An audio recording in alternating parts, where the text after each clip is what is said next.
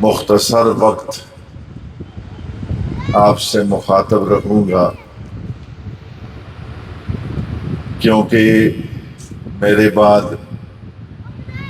ہمارے دو معزز مہمانوں نے شہادت عثمان کو اپنی معروضات کا عنوان بنانا ہے اور جمعیت العلماء کے کارہائے نمایاں کو اپنی گزارشات کا عنوان دینا ہے۔ مہمانوں کی قدر کرنا، ان کا خیال رکھنا، ان کا اکرام کرنا میزبانوں پہ فرض ہوتا ہے۔ بحیثیت میزبان میں مختصر وقت لوں گا اور بقیہ سارا وقت اپنے مہمانوں کے حوالے کروں گا، اس امید پر کہ وہ شہادت عثمان اور کردار جمعیت العلماء کو اپنے مخصوص خطیبانہ انداز میں آپ کی سماعتوں کے حوالے کریں گے۔ میرے محترم بزرگوں، نوجوان دوستو، ذرا توجہ رہے میری باتوں پر، انشاءاللہ آپ کو بہت کچھ حاصل ہو سکے گا۔ پہلی بات، سیدنا عثمان رضی اللہ تعالیٰ عنہ 18 ذی الحجہ کو خون شہادت اپنے چہرے پر، اپنے سینے پر، اپنے کرتے پر سجا کر بارگاہ رب العلا میں حاضر ہوئے۔ اس حوالے سے صرف اتنی گزارش ہے کہ حضرت عثمان رضی اللہ تعالیٰ عنہ کئی خوبیوں کے مالک تھے، وہ ذوالنورین بھی تھے۔ اس حوالے سے عبد القدیر سماتی صاحب نے آپ کے سامنے بات رکھی، میں صرف 1 منٹ میں اس بات کو واضح کروں تو اس کی وضاحت یوں ہوگی۔ میرے آقا جناب رسول اللہ صلی اللہ علیہ وسلم نے اپنی دامادی کے لیے سیدنا عثمان رضی اللہ تعالیٰ عنہ کا انتخاب فرمایا۔ بارات آئی، جناب رسول اللہ علیہ السلام تشریف فرما تھے، نکاح کی تقریب ہوئی اور یوں حضور علیہ السلام کی لخت جگر سیدہ رقیہ رضی اللہ تعالی عنہ عثمان کی اہلیہ اور زوجہ بن گئیں۔ حضور سید کائنات کو حضرت رقیہ کے ساتھ بڑی محبت تھی۔ اور یہاں ایک بات ذہن میں رکھیں، جس نبی کو حبشہ کے سیاہ فام کے ساتھ محبت تھی، جس نبی کو ہر انسان کے ساتھ محبت تھی، اس کی محبت اپنی بیٹیوں کے لیے کس درجہ کی ہوگی آپ سب حضرات سوچ سکتے ہیں۔ جناب رسول اللہ صلی اللہ علیہ وسلم نے اپنی پیاری لخت جگر سیدہ رقیہ کا نکاح سیدنا عثمان رضی اللہ تعالیٰ عنہ سے کر کے دنیا پر یہ واضح فرما دیا کہ عثمان اس قابل ہے کہ محمد اس کا سسر کہلائے، عثمان محمد کا داماد کہلائے۔ یہ کوئی عام نسبت نہیں ہے، یہ بہت بڑی نسبت ہے۔ میرے دوستو، سیدہ رقیہ لیل و نہار گزارنے کے بعد بیمار ہو گئی۔ حبشہ کی جانب ہجرت بھی حضرت عثمان کے ساتھ انہوں نے فرمائی۔ دشوار گزار سفر اپنے خامد کی ہمراہی میں اسلام کے لیے سیدہ رقیہ نے کیا۔ اس وقت یہ نقشہ نہیں تھا جو آج کل ہے. مکہ مکرمہ سے جدہ آنا پڑتا تھا، وہاں سے کشتیوں پر سوار ہو کر حبشہ پہنچنا پڑتا تھا. حضور علیہ السلام نے جب دیکھا کہ مجھے بھی ستایا جا رہا ہے اسلام کی دعوت دینے کی وجہ سے، ابو بکر و عمر کو بھی ستایا جا رہا ہے اسلام لانے کی وجہ سے، اور جناب عثمان کو بھی ستایا جا رہا ہے اسلام لانے کی وجہ سے، اور اسلام کے زیور سے آراستہ ہونے والے دیگر صحابہ کو بھی ستایا جا رہا ہے. لہذا حضور علیہ السلام نے اعلان فرمایا تم میں سے جو طاقت رکھتا ہے وہ مکے کو چھوڑ سکتا ہے اور حبشہ کی جانب سفر کر سکتا ہے تاکہ وہ کفار کی ایذا رسانیوں سے بچ سکے.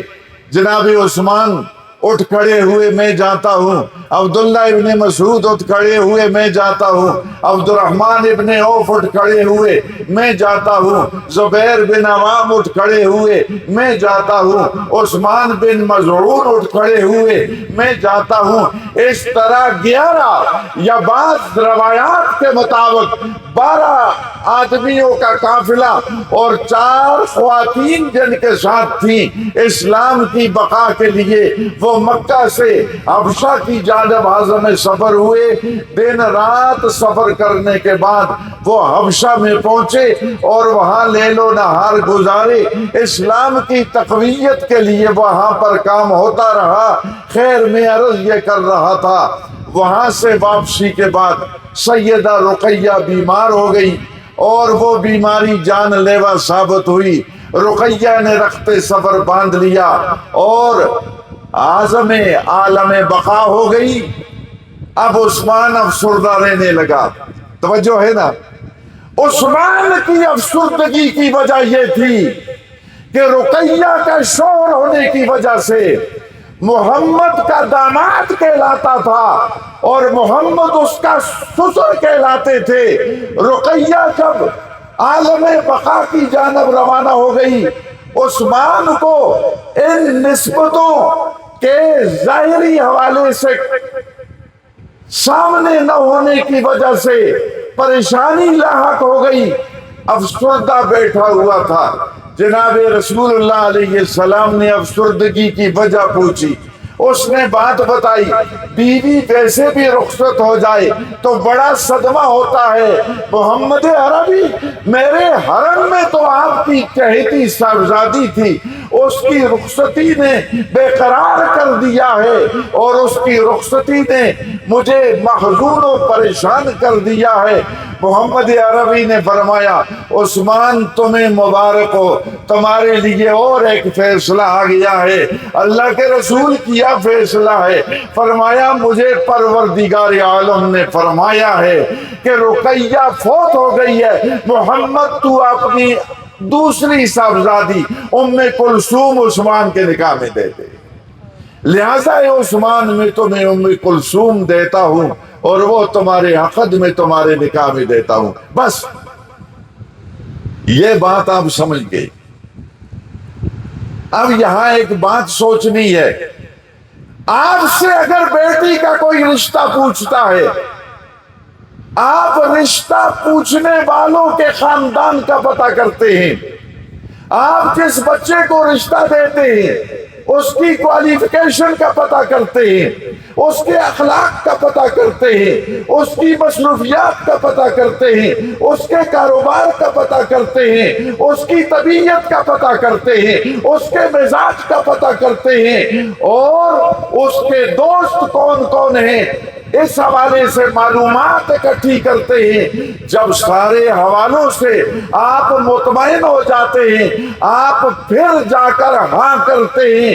میرے دوستو، محمد عربی صلی اللہ علیہ وسلم نے اپنی چہیتی بیٹی جس کے قدموں پر ہماری لاکھوں نہیں کروڑوں بیٹیاں قربان ہو جائیں، وہ بیٹی عثمان کے نکاح میں دے کر یہ ثابت کر دیا عثمان اخلاقی حوالے سے بھی بلند ہے، دینی حوالے سے بھی بلند ہے، اللہ کا عاشق ہونے کے حوالے سے بھی بلند ہے، محمد کا عاشق ہونے کے حوالے سے بھی بلند ہے، معاشرے کا شریف شہری ہونے کے حوالے سے بھی بلند ہے، کردار کے حوالے سے بھی بلند ہے، اور اپنے جمال کے حوالے سے بھی بلند ہے، اپنے کمال کے حوالے سے بھی بلند ہے۔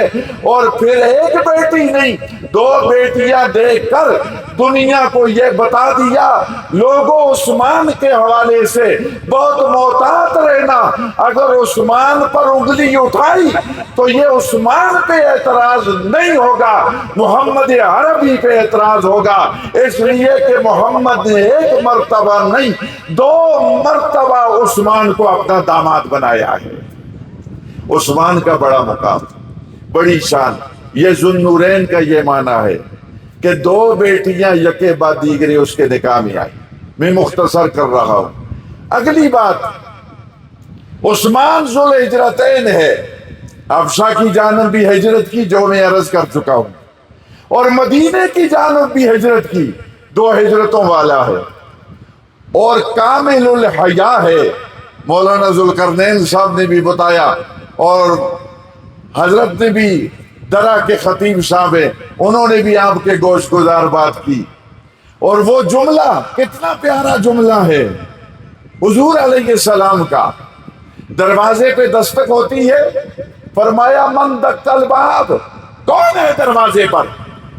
کہا میں صدیق آیا ہوں، دستک دی۔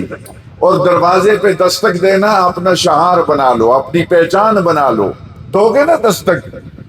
اوہو، دروازے کسی کے گھر پہ جاؤ ملاقات کے لیے، اس کے دروازے پہ دستک دو گے؟ آئیں جل کے بعض انہیں نا یملے اور گیٹ انہوں کو تھا گئے کھلا، ایسی لوگ گیٹ تا پوری طرح بند نہ کر دیں، اندرے جلدیں دندیاں کٹ دیں جو اس کمرے میں کھل دیں جس میں بیوی خاون بیٹھے دے، اس کچن ہوتا جل کے سروڑی اپنی رکھتے ہیں جس کچن میں کڑیاں لگی دیا روٹی پکانی۔ اور دنیا دے جاہل اور دنیا دے نکمے او لوگوں نے جڑے کسی دے گیٹ تا یا جڑے کسی دے مدخل دے دروازے تا دستک دیتے بغیر اندر چل دے رہے، ایک بڑے نالائق قسم دے لوگ، اسلامی ہدایات کو بالکل یکسر دور۔ آپ کی بہن کا گھر ہے، دستک دے کے جاؤ، آپ کی چچی کا گھر ہے، دستک دے کے جاؤ، آپ کی خالہ کا گھر ہے، دستک دے کے جاؤ، بلکہ آپ کا اپنا گھر ہے، 3 اوقات میں دستک دے کے جاؤ، من قبل صلاۃ الفجر وحین تضعون ثیابکم من الظہیرہ ومن بعد صلاۃ العشاء۔ نماز فجر سے پہلے اگر آپ اپنے گھر پہ بھی آئیں جہاں آپ کی بیوی اور آپ کی ماں اور آپ کی بیٹی رہتی ہے، وہاں بھی دستک دیے بغیر آپ نہیں آ سکتے۔ وَحِينَ تَضَعُونَ ثِيَابَكُم مِّنَ الظَّهِيرَةِ، اور جب گرمی کے موسم میں دوپہر کو لوگ آرام کر رہے ہوتے ہیں، کوئی کپڑے اتار کے سویا ہوتا ہے، قمیض اتار کے، پنکھا چلا کے، گرمی کی شدت و حدت کی وجہ سے، فرمایا تم اپنے گھر پہ بھی آؤ، تمہارے گھر پہ تمہاری بیٹی بیوی ماں ہے، لیکن تم نے ظہر کے وقت اگر اپنے گھر پہ بھی آنا ہے بغیر دستک کے نہیں آنا۔ علماء بیٹھے پوچھ رہے، اور آگے فرمایا وہ من بعد صلاۃ العشاء، نماز عشاء کے بعد اپنے گھر پہ بھی آئیں تو دستک دیے بغیر مت آئیں۔ آپ کی بے شک اندر بیوی ہے، بہن ہے، ماں ہے، بیٹی ہے، اڑوت بنے نہیں جل اندر کچن میں کھل سے، یہ طریقہ نہیں ہے۔ اسلام سیکھنا پڑے گا، اسلامی کلچر سیکھنا پڑے گا، اسلامی روایات سیکھنا پڑے گی، تب جا کر آپ کے چہروں پر نورانیت آئے گی، تب جا کر آپ کے مسائل حل ہوں گے۔ خیر میں اشارہ کر رہا ہوں، دستک ہوتی ہے دروازے پہ، جناب پوچھتے ہیں من دق الباب، کون ہے دروازے پہ؟ کہا صدیق ہوں، ابو قحافہ کا بیٹا ہوں، ہاں آ جاؤ۔ جس طرح حضور علیہ السلام ٹیک لگا کے بیٹھے تھے اسی حیث پہ بیٹھے رہے۔ پھر دستک ہوئی، کون ہے؟ کہا خطاب کا بیٹا عمر آیا ہوں، آ جاؤ بھائی۔ جس طرح حضور سید کائنات بیٹھے تھے اسی طرح بیٹھے رہے۔ ٹیک لگائی ہوئی تھی اسی طرح ٹیک. پھر دستک ہوئی, کون ہو؟ کہا عفان کا بیٹا عثمان آیا ہوں. اب حضور علیہ السلام اٹھ بیٹھے اور پنڈلی مبارک پہ کپڑا رکھا اور پھر گفتگو ہوئی, مجلس برخاست ہو گئی.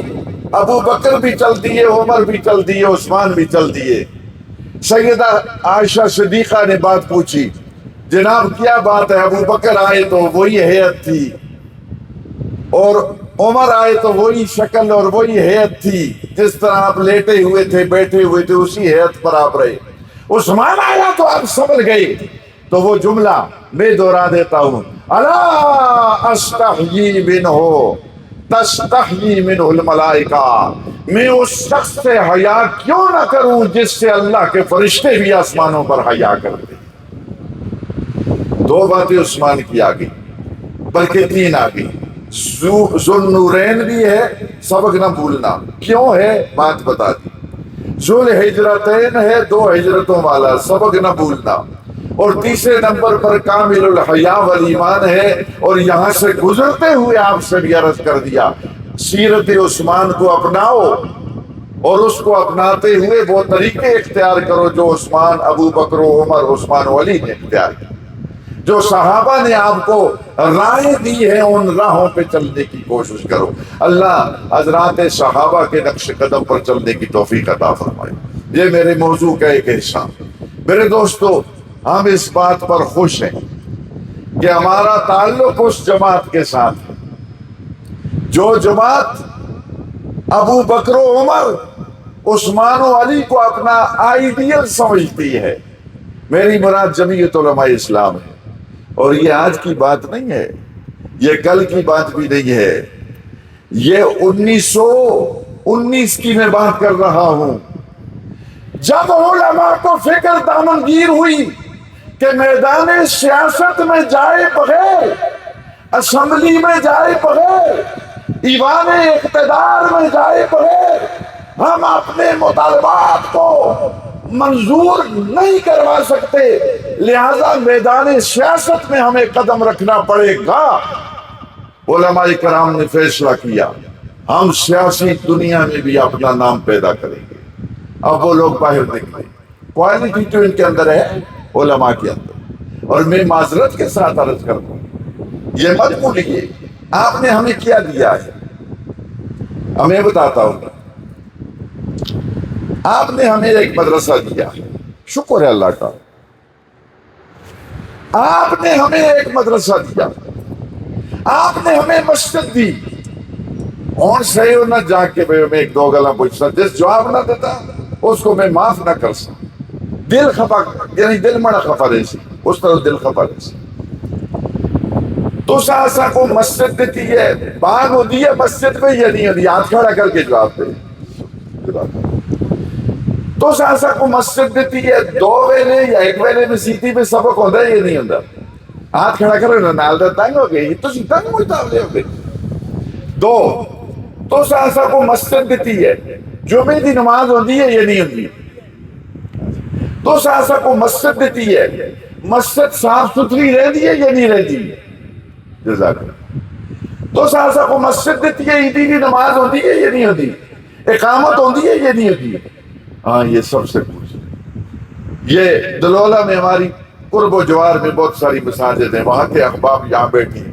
مرکزی مسجد لے لیں, محمد بن قاسم گئے والی مسجد لے لیں, وہ اورا والی مسجد لے لیں, وہ نیچے بستی والی مسجد لے لیں, اور نیچے بائی والی مسجد لے لیں, شیرباڑا والی مسجد لے لیں, اطراف و جوانب کی مساجد لے لیں.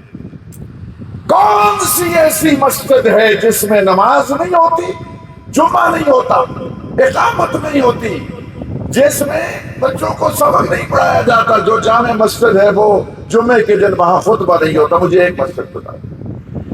یہ مسجدیں کس نے چلائی ہوئی ہے؟ ایک مولوی صاحب. کس نے چلائی ہوئی ہے؟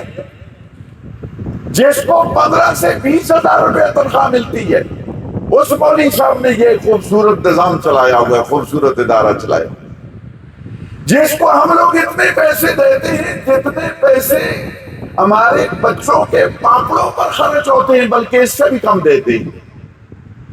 یہ نظام ایک مولوی نے چلایا ہوا ہے, صبر کے ساتھ. شکر کے ساتھ، تحمل کے ساتھ، برداشت کے ساتھ، بردباری کے ساتھ۔ اچھا دوسری بات، آپ نے ہمیں مدرسہ دیا، اس کا ریزلٹ بھی دیکھ لیں۔ آئیں آپ میرے پاس، میں آپ کو اپنے مدرسے کا نمبر بتاتا ہوں، وفاق المدارس کا الحاق نمبر۔ کلک کریں آپ گوگل پر، آپ کے پاس وفاق المدارس العربیہ کا ریزلٹ آ جائے گا۔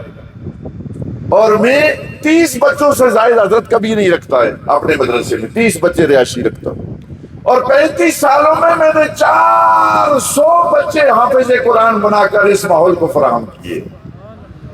یہ پروگرس ہے۔ بڑے بڑے عالم بنے ہوئے ہیں، بڑے بڑے مفتی بنے ہوئے ہیں، حفظ انہوں نے میرے پاس کیا۔ اگر ایک مدرسہ آپ نے مجھے دیا، میں نے اس کو چلا کر بہترین پروگرس پرفارمنس کی، ایک مسجد آپ نے مولوی صاحبان کے حوالے کی، اس کی بہترین پرفارمنس پروگرس آپ کے سامنے ہے، سکول آپ نے اپنے پاس لے کے رکھے، ریزلٹ دیکھ لیں، اسپتالیں آپ نے اپنے پاس رکھی، ریزلٹ دیکھ لیں، داخانے آپ نے اپنے پاس رکھے، ریزلٹ دیکھ لیں، واپڈا صاحب آپ نے اپنے پاس رکھے، اس کا ریزلٹ دیکھ لیں۔ میں بابا کے تل پتھر کی چٹان پہ کھڑے ہو کر یہ اعلان کرتا ہوں، جس طرح آپ نے مسجدیں ہمارے حوالے کی، کمال ریزلٹ آپ کو ملا، اس طرح دوسرے محکمہ جات کے حوالے سے بھی ہم پر اعتماد کریں، انشاءاللہ العزیز کمال ریزلٹ آپ کے حوالے کر دیا جائے گا۔ ایک بات عرض کر دوں، ہمارے بہت سارے بھائی سنتے ہیں، جو جیسی سیاسی وابستگی رکھے آزاد ہے۔ پاکستان میں جتنی بھی سیاسی جماعتیں سب مسلمان ہیں، سب کیا ہیں، وہ مسلم لیگ ہو مسلمان، پی ٹی آئی ہو مسلمان ہے، اور پیپلز پارٹی ہو مسلمان ہے، عوامی نیشنل پارٹی ہو مسلمان ہے، ہم سب کو اپنے بھائی سمجھتے ہیں مسلمان۔ ایک بات ذہن میں رکھیے، جاتی امرا کے دروازے کھلے ہیں، جو ادھر جانا چاہے بے شک جائے، ہماری طرف سے کوئی فتویٰ نہیں، وہاں جا کر بھی وہ ہمارا بھائی ہے، اس کو جاتی امرا نصیب ہے۔ جو لاڑکانہ میں جاتا ہے بے شک جائے، ہمارا بھائی ہے، وہاں بھی مسلمان بیٹھے ہوئے ہیں، اس وہاں جانے کے باوجود بھی ہمارا بھائی ہے، مسلمان بھائی ہے، کلمہ پڑھنے والا بھائی۔ جو بڑی گالا میں جانا چاہتا ہے بے شک جائے، وہاں بھی مسلمان ہیں، ہم کسی پر فتویٰ نہیں دیتے، ہم وہاں جانے والے کچھ نہیں کہتے، لیکن یہ ضرور کہتے ہیں جاتی عمرہ والوں کو جاتی عمرہ مبارک ہو، لاڑکانہ والوں کو لاڑکانہ مبارک ہو، بنی گالا والوں کو بنی گالا مبارک ہو، ہمیں بھی مبارکباد دیجئے، اس لیے کہ ہمیں پروردگار عالم نے مفتی محمود کی چوکھٹ عطا فرمائی ہے، بس یہ ہمیں بھی مبارکباد دیجئے، اس لیے کہ ہمیں اللہ نے حضرت لاہوری کی خانقاہ عطا فرمائی ہے، ہمیں بھی مبارکباد دیجئے، اس لیے کہ اللہ نے مجھے اور ہماری جماعت کو پیر ذوالفقار نقشبندی کی دعائیں عطا فرمائی ہے۔ ہم سب بھائی ہیں، جو جس جماعت کے ساتھ تعلق ہے، ہمارا نظریہ ملتا ہے جمعیت العلماء کے ساتھ۔ اور میں نے 2 دن پہلے بھائی صادق صاحب کے جنازے میں عرض کیا، بھائی صادق صاحب دریکا والے، اللہ غریق رحمت فرمائے اس میں یہ خوبی تھی، اس میں اور میرے بھائی عبد الرحمن قریشی میں خوبی تھی۔ یہ لکھا ہوا میں نے پڑھا نا، بیات عبد الرحمن قریشی صاحب، میرے بھائی کا نام کہیں لکھا ہوا ہے، میں شکر گزار ہوں جنہوں نے نام لکھا۔ میں ایک بات بتاؤں، صرف 1 منٹ میں بتاتا ہوں، صادق کی روح پر اللہ رحمت نازل فرمائے، اور میرے بھائی کی روح پر بھی اللہ کروڑوں رحمت نازل فرمائے۔ میں صرف ایک بات بتاتا ہوں، وہ گل حسن صاحب پہ میری نظر پڑ رہی ہے، وہ زیادہ واقف ہیں ان حالات سے۔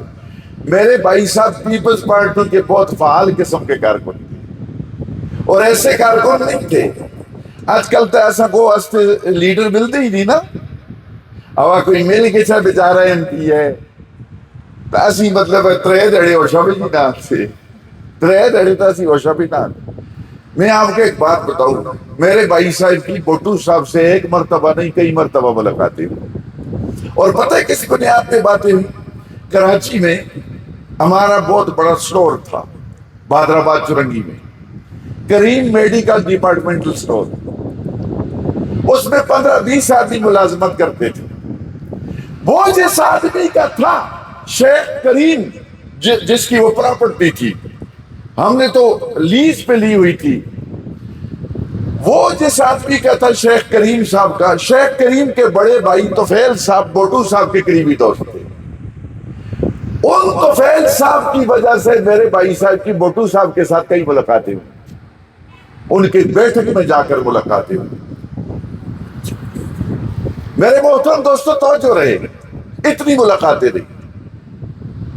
اب وقت گزرتا گیا، وہ پیپلز پارٹی کے فعال کارکن، وہ رزلٹ جب آ رہا ہوتا ہے الیکشن کا تو وہ ساری رات ریڈیو کان پہ لگائے رہتے، اور جب آتا جی جمعیت علماء اسلام کامیاب ہوگی منہ بن جاتا تھا، اور جب یہ آتا جی فلاں جماعت کامیاب ہو منہ بن، ہاں جی پی پاکستان پیپل پارٹی کا رکن کامیاب ہو گیا، اوہ تعلیم خوش ہوتے جو کہ اس جماعت کے تھے۔ سن 1992 کی بات ہے، جب میں فارغ التحصیل ہو کے آیا جامعہ اشرفیہ سے، میں نے سید غلام نبی شاہ صاحب کا اپنے گھر پہ بلایا، دعوت دی، حضرت تشریف لے آئے۔ اب شاہ جی صاحب کا چہرہ، شاہ جی صاحب کی پیشانی، شاہ جی صاحب کی ریش مبارک، لحیہ مبارک، وہ سراپا، وہ کپڑے، وہ اٹھنا، وہ بیٹھنا، وہ سنت کے مطابق زندگی، وہ سنت کے مطابق پینا، چلنا، پھرنا۔ میرے گھر پہ بیٹھک میں بیٹھے، میں نے کہا یہ میرے بڑے بھائی ہیں، شاہ صاحب نے ان کے ساتھ مصافحہ، میرے بھائی نے ان کے ساتھ مصافحہ کیا۔ 2 گھنٹے گزرنے نہیں پائے تھے، میرے بھائی نے کہا میں پیپلز پارٹی کو خیر بات کہتا ہوں، اس جماعت میں آتا ہوں جس جماعت میں غلام نبی شاہ جیسے بزرگ داخل ہیں۔ اس کے بعد سے پھر اتنی محنت کی جمعیت العلماء کے لیے۔ آپ کو پتا ہے ایک دور ایسا گزرا ہے گڑھی حبیب اللہ میں، وہاں کے جو خوانین ہیں، وہاں کی جو نوابی ہے، ہمارے دوست ہیں، اللہ ان سب پر رحمت نازل فرمائے۔ وہ لوگ جس کے ساتھ ہوتے تھے اس جماعت کا جھنڈا لہرایا جا سکتا تھا، وہ جس کے ساتھ نہیں ہوتے تھے اس کا جھنڈا نہیں لہرا سکتا تھا۔ میرے بھائی نے فیصلہ کیا کہ میں جمعیت العلماء کے ساتھ ہوں، گڑھی حبیب اللہ میں جمعیت کا جھنڈا لہرائے گا۔ چنانچہ سن 1992 میں میں نے خود گنے، میرا ایک بھتیجا تھا وہ فوت ہو گیا، وہ بھی جھنڈے لگاتا تھا، اس کا والد حذیفہ کا والد گلفام قریشی آصف کا بھائی، میں اور وہ اور دیگر کئی اس طرح کے نوجوان لوگ، گڑھی حبیب اللہ میں نے جھنڈے خود گنے، 200 سے زائد جھنڈے اس وقت گڑھی حبیب اللہ میں لہرا رہے تھے۔ سوال یہ ہے کہ بھائی صادق صاحب یا میرے بھائی عبد الرحمن قریشی صاحب، انہوں نے جمعیت العلماء کو اختیار کیا کیوں؟ انہوں نے دیکھا غلام نبی شاہ صاحب جمعیت میں ہے، جو قبر کو سمجھتا ہے، حشر کو سمجھتا ہے، پلسرات کو سمجھتا ہے، دنیا کو سمجھتا ہے، اور جو حضور علیہ السلام کو سمجھتا ہے، اگر وہ لوگ جمعیت العلماء میں ہیں تو ہم کیوں پیچھے رہے؟ جس جماعت کو ان لوگوں نے اپنا مقتدا بنایا ہوا ہے، ہم بھی اس جماعت کو اپنا مقتدا اور امام بنائیں گے۔ وہ چل پڑے اس جماعت کے پیچھے، اور میں نے اس دن قسم اٹھا کے ایک بات کی تھی، یہ نہیں رمڑے تو کوئی دورہ پیدا سکتے دورہ نہ سا تو چلیا نے اسپتالہ میں جو ٹوڑے علم جو بھی نہ آئے تھا، باقاعدہ فارغ و تحصیل ہو کے آئے تھا، پورا دماغ اللہ دے فضل سگنل سارے صحیح کم کر دو۔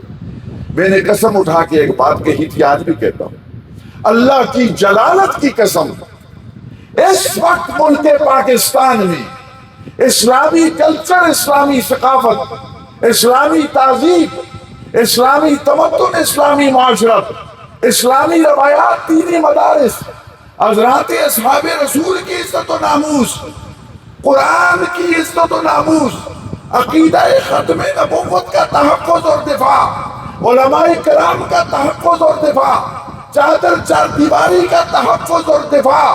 میں نے پہلے قسم اٹھائی، پھر قسم اٹھا کے کہتا ہوں، اس حوالے سے سب سے بڑی ذمہ داری نبھانے والی جمعیت علماء اسلام ہے۔ اور آخر میں ایک جملہ آپ کے گوش گزار کر دوں. یہ رائے بینڈ میں ایک بزرگ ہوندے ایسی چٹی داڑھی جلے نہ کہ سب یاد ہے اور تو سب اے نہ اے تو سی نہ کہہ رہا تو سب جو کسا کو یاد ہے تبلیغی جماعت علیہ دے بڈیرے ایسے آجی عبد الوہاب صاحب سب کہہ دیں رحمت اللہ تعالی علیہ. خدا کی قسم ایک دفعہ پر جلال لہجے میں انہوں نے ایک بات کی.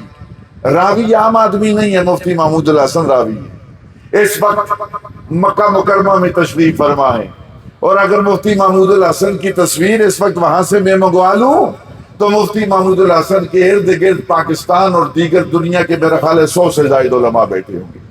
سین حرم میں عام آدمی نہیں ہے. میری ان کے ساتھ بے تکلفی بھی ہے, میرے مربی بھی ہے, محسن بھی ہے, اور میرے دوست بھی ہے. میرے محترم دوستو, مفتی محمود الحسن کی روایت بتا رہا ہوں. انہوں نے کہا حاجی عبد الوہاب صاحب کے سامنے کسی نے ایک دفعہ کہہ دیا فلاں سیاسی مولوی, انہوں نے کہا مت کہو کوئی بات, میں حاجی عبد الوہاب تمہیں بتانا چاہتا ہوں اگر یہ لوگ اسمبلی میں نہ ہو تو مدرسے اور رائے تو دور کی بات ہے, تمہیں کلمہ بھی کوئی نہیں پڑھنے دے گا. یہ اتنی بڑی بات عام بات نہیں ہے. اس لیے میرے محترم دوستو, آپ حضرات جو جمعیت العلماء کے ساتھ وابستہ ہیں, اللہ آپ کو سلامت رکھے, اللہ آپ کو خوش رکھے, اور اللہ آپ کو اس وابستگی میں مزید قوت نصیب فرمائے. اور جو جمعیت کے ساتھ وابستہ ہے میں انہیں مبارکباد دیتا ہوں. انشاءاللہ دنیا میں شاداں و فرحاں رہیں گے, اور آخرت میں بھی انشاءاللہ رضی حضرت لاہوری کی سفارش, مفتی محمود کی سفارش, غلام غوث ہزاروی کی سفارش, سید عطا اللہ شاہ بخاری کی سفارش, ظفر احمد عثمانی کی سفارش, شبیر احمد عثمانی کی سفارش, شیخ الہند محمود حسن دیوبندی کی سفارش, رشید احمد گنگوئی کی سفارش, اشرف علی تھانوی کی سفارش, مفتی محمد حسن امرتسری کی سفارش انشاءاللہ ان کا مقدر بنے گی. کیوں؟ میرے آقا بہت پہلے فیصلہ فرما گئے تھے, المرء مع من احب, انسان کا حشر اسی کے ساتھ ہوتا ہے جس کے ساتھ دنیا میں وابستگی رہی, اسی کے ساتھ آخرت میں حشر ہوگا. میں خوش ہوں, آپ خوش ہوں, آپ خوش ہیں کہ ہمارا تعلق جمعیت کے ساتھ ہے. اور میں ایک شعر پڑھ دوں, وہ شعر یہ ہے, اے جنت تجھ میں حور و قصور رہتے ہیں. میں نے مانا ضرور رہتے ہیں, لیکن میرے دل کا طواف کرے جنت, میرے دل میں حضور رہتے ہیں. کیا مطلب ہے؟ میرا مطلب یہ ہے, میرا تعلق علماء کے طائفے کے ساتھ ہے, جماعت کے ساتھ, لہذا میں اس قابل ہوں کہ مجھ پر رشک کیا جائے, اس لیے کہ مجھے میرے آقا نے بتایا المرء مع من احب, انسان کا تعلق جس کے ساتھ ہوگا اسی کے ساتھ حشر ہوگا. تو حضرت عثمان کے حوالے سے بھی بات سماعت فرما چکے, جمعیت العلماء کے کردار کے حوالے سے بھی بات سماعت فرما چکے. اور میں ایک بات بتا دوں, کوئی مسلم لیگ کا ہو اس کو عزت کی نگاہ سے دیکھو, ہمارا بھائی ہے, اور کوئی پی ٹی آئی کا ہو بے شک عزت کی نگاہ سے دیکھو, ہمارا بھائی ہے, اور کوئی پیپلز پارٹی کا ہو عزت کی نگاہ سے دیکھو, ہمارا بھائی ہے. کسی کے لیڈر پر مت انگلی اٹھاؤ, مت تنقید کرو. ولا تسبوا الذین یدعون من دون اللہ فیسبوا اللہ عدوا بغیر علم. ہر آدمی کا لیڈر معتبر ہے. اپنے لیڈر کا کردار دنیا کے ہر کونے پر جا کر واضح کرو, اور آپ تو واضح کریں گے ہی کریں گے, لیکن آج ساری پارٹیوں کے لیڈر جو بیٹھے ہیں مفتی محمود کے بیٹے کے پاس, تو وہ اس بات کی دلیل ہے کہ سارے سیاسی زعماء اور سارے لیڈر اس کو اپنا استاد سمجھتے ہیں, اور وہ پاکستان بھی چلا رہا ہے اور ان لوگوں کو بھی سمجھا رہا ہے کہ اس طرح سیاست کرو. جہاں اختلاف ہوتا ہے وہ اختلاف بھی کرتا ہے. اللہ ہمارے جملہ سیاستدانوں کو, اور ہماری تخت پاکستان پر جو حکومت ہے اس کو, اور ہماری تخت سرحد پر جو حکومت ہے اس کو, سب کو سارے کو اللہ اساں غریباں دے حقوق تا خیال رکھنے دی توفیق عطا فرمائے. وہ کوئی نہ تے گل ہے اس ذوالقرنین صاحب اپنی گل تک سجائی پہنچا چھوڑ تے مڑی گل کو ڈک کے اندر سجائیو. میں آختا مڑی گل بھی یہ پہنچائیو حضرت ضرور کدے سن دے نہیں تھا. مجھے گلا یہ ہے, انہاں کو تسی آج کل دیکھو نا ٹی وی دی سکرین تے یہ بادشاہ ہستیاں کو, واہ کسی بھی صوبے دی حکومت ہوئے, سارے کو آج کل کوٹ لگے دن. اے میں نہ سمجھ گیا کوٹ کے سستے لگے دن. وہ حیثیت ہے نا کوٹ کے سستے لائے جن کو تھی سمجھاؤ پتہ کی گل ہے انہاں دی گڈیاں بھی ایسی انہاں دے سارے سلسلے ایسی تو دلولی علی بجلی گئی تو 2 گھنٹے انتظارہ پہ دینے اس کی تے اس کا نظام بھی ٹھیک ہونا چاہیے اللہ سا سارے کو اور اسے سارے حکمرانہ کو عزت سارے دی کرنی ہے انہاں غلطی ہوتی بھی نہیں ہوتی میں سا گل دساں اچھا غلطی ہے نا حکمرانہ دی بھی ساری نہیں ہوتی میں سب دساں خواہ وہ تخت پاکستان تو ہوئے یا تخت سرات تو ہوئے اے اسی دے اگا کام کے نالے آنا اسی مسئلے حل نہ کرا لگتے اسی جل کے اپنا رونا روندے ہیں اور جی مڑا یہ مسئلہ ہے جس طرح استے مقامی لیڈر آگیا استا یہ مسئلہ ہے انشاءاللہ لذیذ آلو کے سی اور ان میں دلولی میں دیکھتا رہے نا فیس بک تا دیکھتا رہے نا لوگ آختے نستی سڑکا دا مسئلہ استا فلانا مسئلہ اور استا آختے پہلے آختے جیسے مڑا یہ مسئلہ ہے اور آختے استا یہ مسئلہ ہے جس طرح سارے آئی تھا دیا لیڈر آگیا استا یہ مسئلہ ہے تو انشاءاللہ آلو کے سی آزا والمرام واللہ عالم و بحقیقت